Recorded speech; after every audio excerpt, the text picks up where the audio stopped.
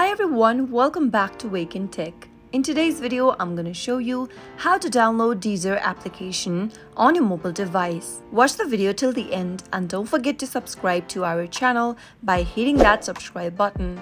Press the notification bell icon so that you'll never miss another upcoming upload from us.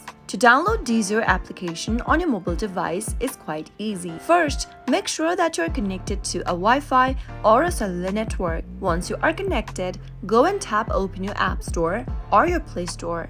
In the search box appearing on the display, type in Deezer and search. The Deezer music application logo will look like this.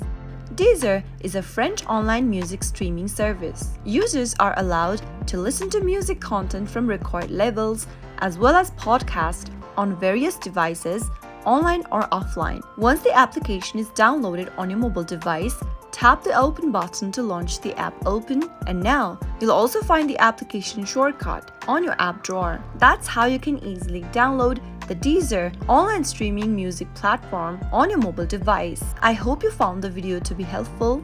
If it was, go ahead and give us a thumbs up. I'll be back soon with more videos like this.